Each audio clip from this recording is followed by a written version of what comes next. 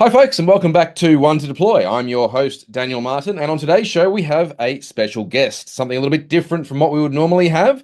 We have a guest from all the way from the sunny part of the world over there in the UK. His name is Chris Panteli. Chris joins us from Linkifi. He's going to be discussing with us today digital PR and brand building in the LLM. For those of you who are playing the home game, that's large language model era.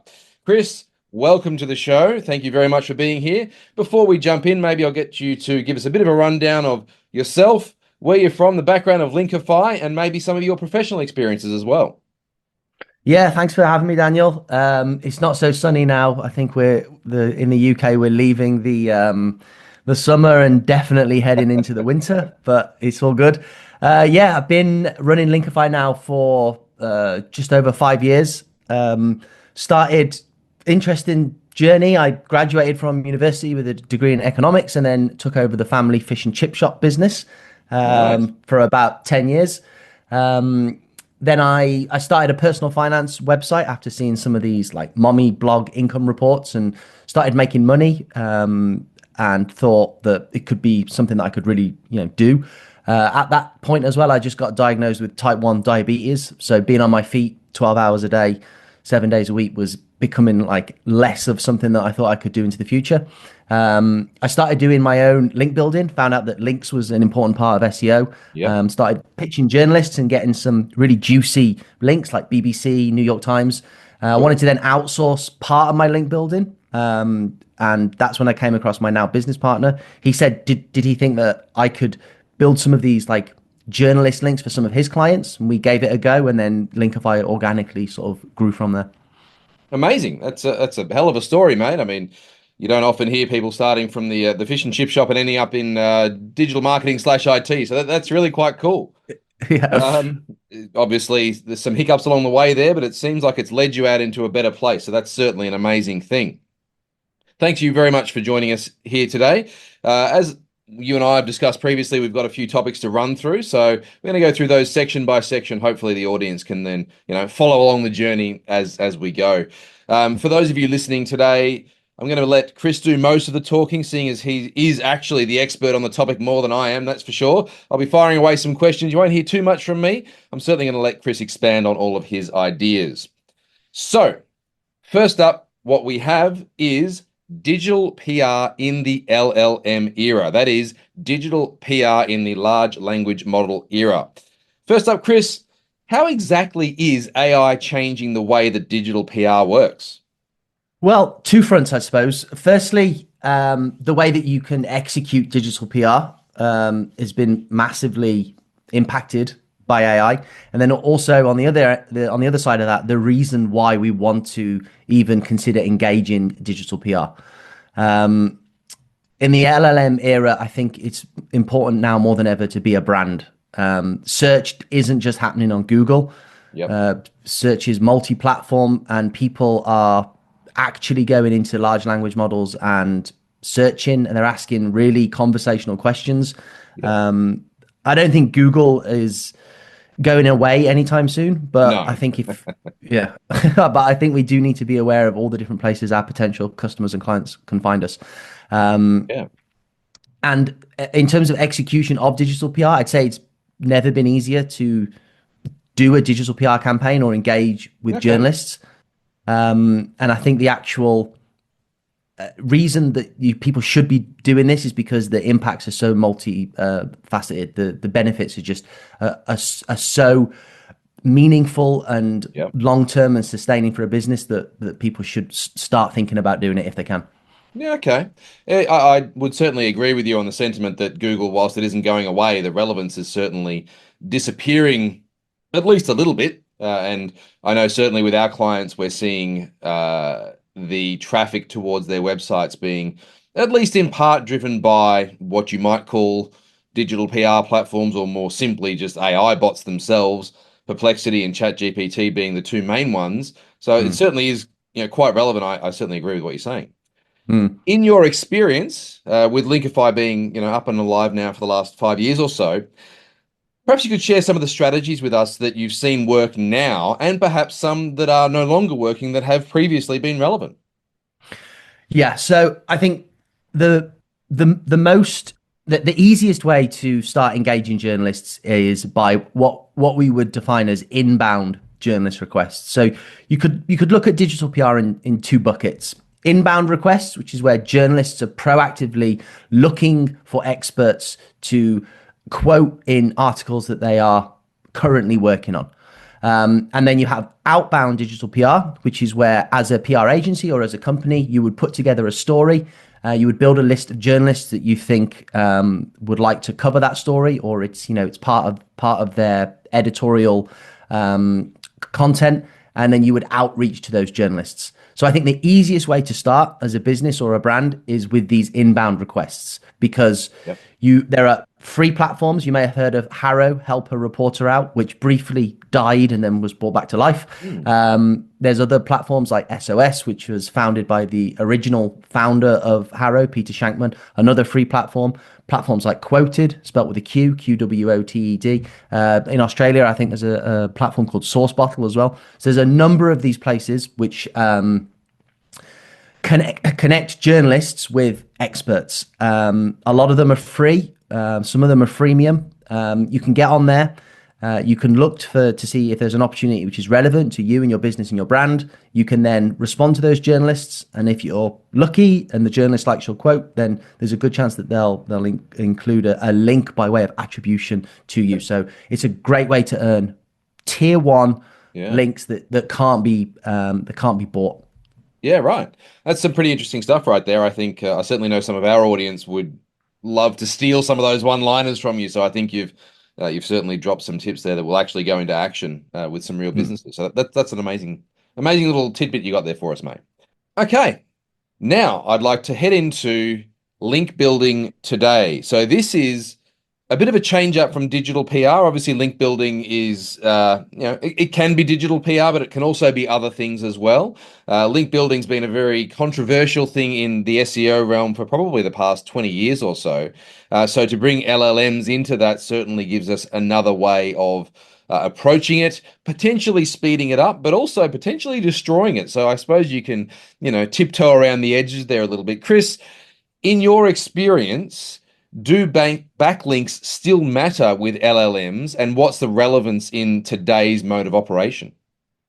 Great question. So the way that we look at it is, look, links still work. Okay, links still work in Google. Links work all the way from the best placed guest post through to the dodgiest PBN. Like, links work, but there is always a risk if you're going to engage in any sort of link building activity that Google deems to be against its terms of services. And in fact, anything that you do to game Google's algorithm in its eyes is against its terms of service. So there is always an inherent risk in link building. But the beautiful thing about digital PR is it is, in terms of building links, almost totally without risk, because it is a completely natural part of marketing.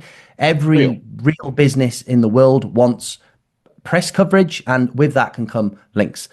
Then on the other side of that, you have large language models, which is a completely different beast to Google. It doesn't use links as part of its algorithm in order to determine what it's going to surface in its results. But it does use tier one sources and trusted sources.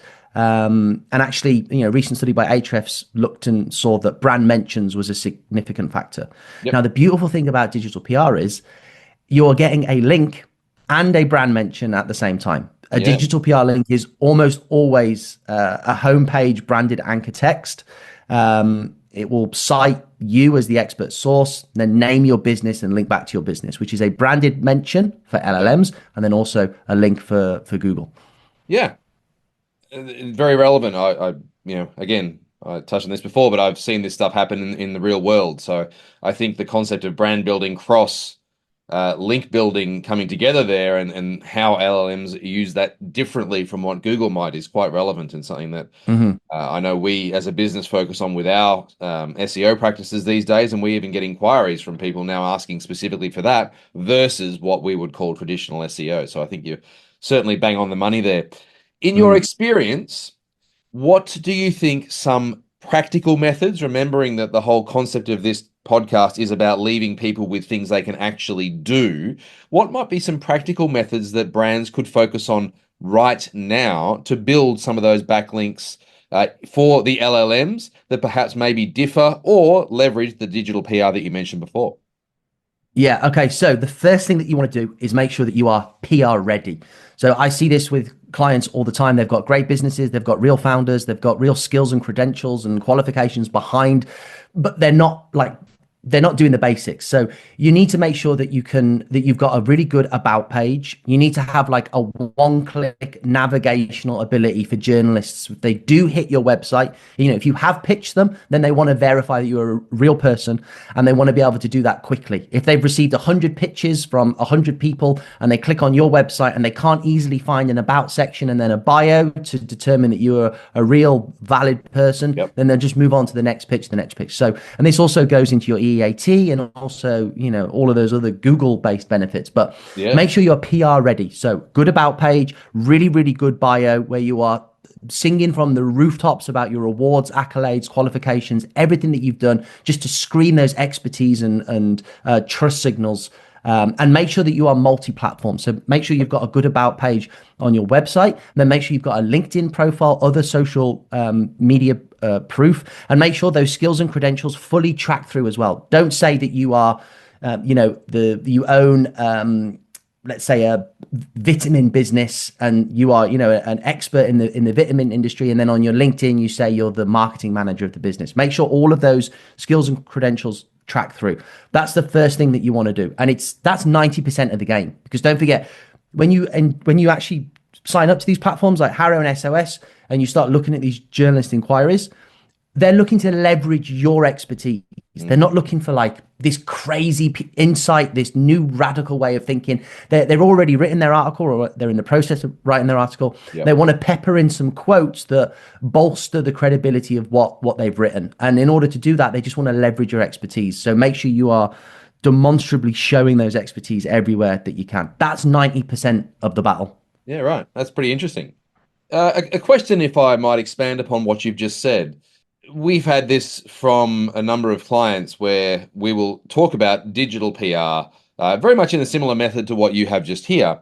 And they will kind of turn their nose up at it because they're relating that to what you might call traditional PR, where you are fundamentally pitching journos with your story, and maybe you end up on TV, maybe you end up in the newspaper, whatever it might be, and that's seen as a bit valueless. How would you respond to someone that says, hang on a sec, all you're trying to do here is create a PR engine that is executing the same thing that I would be doing in the real/old school world? I'm not going to invest in that. That's a waste of time. How would you respond to someone that says something like that? Well, I would say if you can do a traditional PR strategy alongside a digital PR strategy, bearing in mind digital PR really is the key focus is the link, the power of the link, and the reputation of the publication that you're appearing on. A traditional PR goes above and beyond that in terms of brand building. So in terms of LLM visibility, I would say that is the future of brand growth and brand survival. Like, Okay. it's just old school marketing that Yeah. all businesses should be doing. And if you can do it well, that it's difficult to measure the immediate ROI. Like if you're doing like a Facebook ad campaign, you can see how much you've spent, how many clicks you've got. Like it is really easy to see, but building brand is going to what separates the businesses that survive going into the future. So digital PR for your actual like algorithmic SEO and LLM benefits, and then Yep. traditional PR for that real brand building activity is a powerhouse move. Okay. Very interesting. I'll certainly pull that one out when someone queries me on it next time. Okay. That's some pretty interesting real world stuff. Talking more about the links, let's delve a bit deeper here into the more brand building side of things. So let's talk brand building in an AI driven world where brand building perhaps means something a little bit different from what it might historically have meant. If you were to think about a more traditional social media approach, brand building is, lots of pretty pictures and making sure it's all nicely curated. And to your point before, having profiles on there that talk about who you are and that kind of stuff. But it would appear to me, at the very least, that brand building in an AI-driven world almost means something entirely different. What would you say to that? And how would you respond to the question, how do you make a brand stand out when AI is curating and recommending all of the content? Yeah, a really good point, and it's a tricky thing to do. And you can see the real the people that are doing it well. So we like to start with these inbound requests as a way to start forming relationships with journalists. And then I think if you look at LLMs and you look at the way that they work, you can see the sources that they cite. They include, they pull a lot from YouTube transcripts, podcasts, Yeah. and then trusted platform profiles like Trustpilot, G2, GQ, these like aggregator platforms, customer reviews, and then other like authority content. Listicles is a big part of it. So I think the Neil Patel approach of be everywhere is the only way that you can sort of approach this. So I Yep. don't think there's any one single track, like you said, historically, maybe like a sexy social Yeah. media like campaign is, you know, is positioning the brand. But in terms of actually being part of the conversation, Yep. being part of the next potential round of training data that the LLMs will pull from, it's just about being everywhere and controlling the message that you want about your brand. We've seen businesses that have taken their foot off the gas. Maybe they've pivoted over the past 18 months. And the LLMs are, you know, if you ask a question about the business today, it's talking about what they did 18 months ago. And that's maybe a completely different track that they're on now. So you really have to take the bull by the horns. And if you want to be in charge of your own destiny, if you want your business to be talked about in the way that you want to be talked about, you've got to control the messaging and try and be everywhere.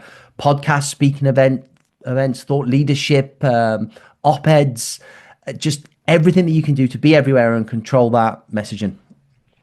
That's a very interesting response, and I would agree with you on the be everywhere angle. It's something that we would default to when a client comes to us, even for typical social media management, not necessarily Mm. going into anything overly technical.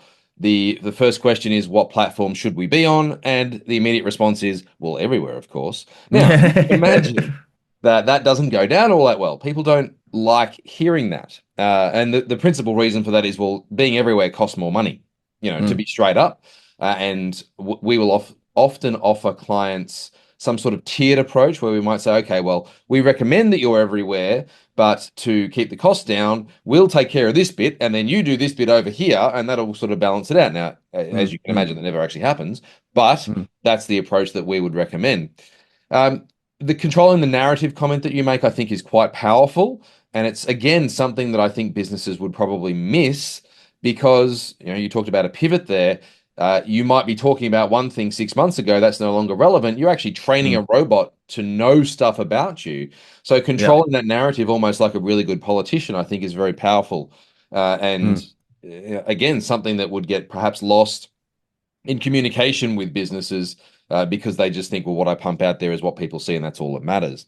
Mm. How would you answer the question where someone says, and I just talked about this as our clients would do this. Oh, you want me to be everywhere? Well, that's going to cost too much. I can't afford that in both time and financial resource. I'm not going to do it. And that's a real question that we would get. Not even I'm not going to do all of it. They just flat out go, well, I'm not going to do it at all because I can't afford to be everywhere. How would you handle Mm. that scenario? Yeah, that's a good one. So the issue is that your competitors will be doing it, and Yep. it's never been easier to do it. So my argument would be you need to level up because, and if you're a smaller brand, then you don't need to be everywhere tomorrow. You should start with one or two platforms. Yep. Obviously, your audience is going to be in places that you know they're going to be. Let's say that you are in the food or travel space, then Instagram is going to be much more beneficial to you than, let's say, Twitter. So know where to start based on your ICP, but then it has never been easier to repurpose content with AI, and you can get so granular and you can repurposed for specific platforms as well. So what works well on Instagram, which is very visual, let's say if you're running a travel agency, you can then quite quickly and easily repurpose that in a purposeful way to each and every platform. And you see the big dogs doing this super well. And I don't think you need a huge team or a massive budget. You just need to get to know how to use and interact with AI in order to repurpose content in a way that's going to resonate best with the people across different platforms. Yep. Okay, cool. Following on from that, you're on the spot for this one. I'd like 3 quick key do's. So I'm in the brand building AI driven world right now. I want you to drop 3 quick must do's for businesses that want to launch into this and maybe they haven't even started yet. So Chris's 3 hot tips. What might those be? Okay, so like I said, get your about page, profile, website, and social with boilerplate information. Large language models, they like to see consistency. So make sure you are representing yourself in the best possible light on your website, on social media, and all that information tracks through across all the platforms. Number 2, sign up for the free inbound request PR platforms. HARO SOS Quoted is a freemium model. Get yourself signed up for that. Number 3, and this is the real nugget to take home here. If you haven't got your big first 5 featured in, the press badges, I call it the Shark Tank effect. So Shark Tank is like a US version of the UK's we get it Dragon's Den. You get it as well, yeah. Okay, so if you've ever seen a successful company on Shark Tank and you go to that website, you'll definitely see that they're prominent, featured in Shark Tank. So if you're if you've got competitors in your niche, then you can easily go to their websites and you can find a competitor that's got a featured in press badge. Let's say you're in the travel space, then they might say featured in Kiplinger, TripAdvisor, Best Life, let's say 4 or 5 big publications. Almost without doubt, they will have earned those 4 or 5 links from inbound PR requests, which means if your competitors have earned that coverage, you can definitely earn it as well. Then that means you can whittle down all of those opportunities to just those 3, 4, or 5, knowing that if they've won that, then you've got a good chance as well. So that really lowers your workload, makes you much more targeted, and then also gives you an opportunity to get that press badge and get it on your homepage, because that's trust signals for. If you get manually human inspected from a Google quality rater, SEO EAT, and then LLM trust signals, it's all there just in that simple. We've been featured in these big places. Cool. Well, look, that's a question I had for you a little bit later on. So write that one down. We're going to come back to that because we want to leave people with that one, and that'll be your last little comment at the end. But we'll come back to that because I now have the inverse of that. Give me your top 3 do not do's. So your top 3 things that you think people should absolutely not do when it comes to brand building in the AI driven world. Okay, so don't say you're something that you're not. Don't. Okay. And you'll see that a lot. It's okay, yeah. So that's my first one. Don't say that you're something you're not. Don't use AI in a one-click sort of click and send. Like if you're going to do a PR campaign outbound, or if you're going to write comments to journalists, if the journalist is asking for an expert opinion on X, Y, and Z, if you just copy and paste that question into ChatGPT and then copy and paste that answer back to a journalist, you may as well just not bothered doing it, because it ain't going to work. And then number 3 is always read the question. My mom used to tell me this when I was doing exams at school. She'd be like, just read the question. It's there in front of you. So the amount of times that a journalist will say, I'm looking for 3 comments on why you should do this, and then the journalist will receive an essay back. Or the journalist says, I'm looking for product images, and you say, I haven't got any images. Like, do what the journalist asks, and you've got way more chance of giving them value and them including you in their article. Okay. So basically, don't do like I did at high school and actually pay attention. That's what you're saying. Yeah, 100%. Yeah, okay, cool. Maybe I can take that one on board for the future. That's pretty interesting. So that's 3 key do's and 3 key don'ts. And that wraps up our brand building in the AI driven world section. Well, I think those three key do's and don'ts, folks, are something that you should really take away and implement in your own businesses right now, because you know they will make a difference. So Chris has covered for us here today what digital PR in the LLM era actually means, how link building today is different from perhaps how it was even only a few years ago, and what brand building in the AI-driven world actually means and how you can operate within it. Chris, as you know, this is the One to Deploy podcast, and what we're here to do is leave people with one thing to deploy in every single episode. So now is your moment, your time to shine. Give us one big tip that you would leave businesses with to succeed in today's modern LLM digital PR era. My big tip is to go and, well, I mean, this is the biggest tip in business, is find out who's doing something well and then just copy them.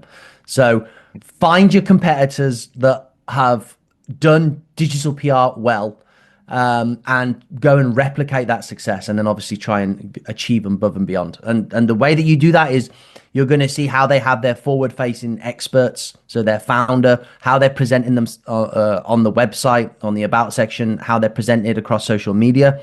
Replicate that. Like, they're going to be talking about awards, accolades, achievements, license numbers, all of this stuff. You should be doing the same as well. If they've got multiple social media accounts, you need to be doing the same as well. LinkedIn is a really important part of digital PR, which is often overlooked. Journalists, they're not going to do like a CIA level investigation into you, but they're going to click on the website and they're going to go to LinkedIn. If you've got one connection on LinkedIn and a photo which looks like it was made by AI, or you haven't even got a photo, they're just going to move on. So you need to get a LinkedIn profile, and then the LinkedIn profile needs to 100% reflect the business. Don't have a LinkedIn profile and then don't not have a LinkedIn company page, which is in that top right hand section underneath the to the right hand side of the bio. So many people do that. It looks spammy as hell. Like, and I've seen legit businesses without company pages, like big businesses. Like, get a LinkedIn company page and then link it. Yeah, link it to your account. And also LinkedIn's a good place as well to network, so, do be on there, find your competitors and find the coverage that they've got. A competitor that has engaged well with digital PR will almost certainly have a press badge, which is one of those featured in sections that you see on the website. Yep. And there'll be some juicy logos of the places where they've won coverage. If your competition has those juicy logos, you can get those juicy logos as well, 100%. And almost certainly from the places that we've discussed, those inbound requests from places like HARO SOS Quoted. So make a note of those, because these requests, they can be sort of overwhelming. HARO sends an email thrice daily, Monday to Friday. Right. There can be, lots and lots of opportunities per day. But if you narrow that down to 4 or 5 publications, you're going to seriously reduce your workload.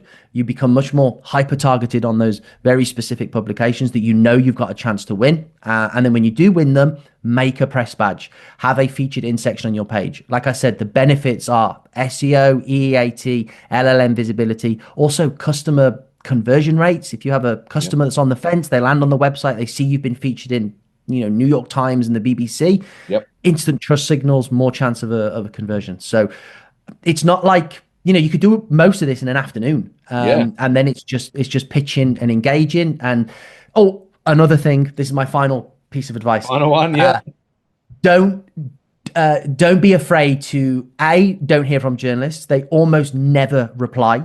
So they almost never reply. So you could do a pitch and then not hear anything, and then you could be in their article 2-3 months later. So don't be like downhearted if you don't hear. Don't be downhearted if it takes weeks or months to land that first link. Once you get that first one, you'll get the buzz.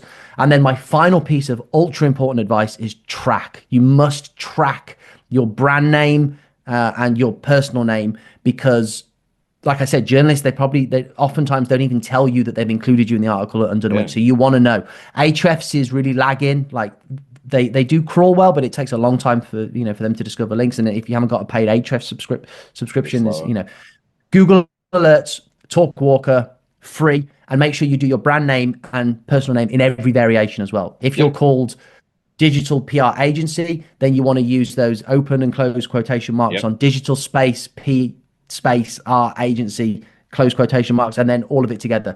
Journalists, they may cite you in all weird and wonderful ways. So make sure you're covering every possibility, and then you can find it. And if you haven't been linked, dig out the journalist's email, send them a really polite email. Another hack, you can use Gemini inside of your Gmail box. If you feel awkward, like asking a journalist, say, look, could you ask this journalist really nicely and politely that I loved being in their article, but they didn't include a link. Can you find a polite way to ask them if they can include a link? And it can do all that hard stuff for you. So there you go. That's all my knowledge bombs. Excellent. That's an amazing knowledge bomb you got right there. Folks, as a one to deploy, I think I'd just wrap up what Chris said there. Basically, check out what your competitors are doing, find out where they have been mentioned, put your social profiles up to match what you're actually doing, and make sure that you are equally findable as your competitors are, and then jump out, find those journos, contact them, keep at it. You might not hear back, but eventually you will, and that's when your featured badge will come on. Chris, does that sound like a reasonable wrap up? That's perfect. Absolutely Excellent. perfect. Well, look, folks, that has been one to deploy for this week. As you know, my name is Daniel Martin. We've had our special guest, Chris Panteli from Linkifi here. We're going to whack, unsurprisingly, Chris's links in both the transcript and the episode description. So you'll be able to find Chris online, both his social profiles and his website. The URL, I believe, is linkifi.io, if I'm not mistaken. Is that right, Chris? That's it. Excellent. Any final words for us before we call it a day, Chris? If you want to grab our cheat sheet, you can go to linkifi.io/cheat-sheet. That gives you like a lot of what I've talked about today in a really digestible one-pager, and you can go out there and try and implement some of the stuff we talked about and try and land that first bit of tier one coverage for your business. Amazing. Very, very useful, a cheat sheet. We all love one of those. Again, I used those a lot in high school. All right. Thank you very much, Chris. Thank you for your time and your insights today. I'm sure our audience will find it very, very interesting. As always, I'm Daniel Martin. This has been the One to Deploy podcast, and think sharp, build bold, one to deploy.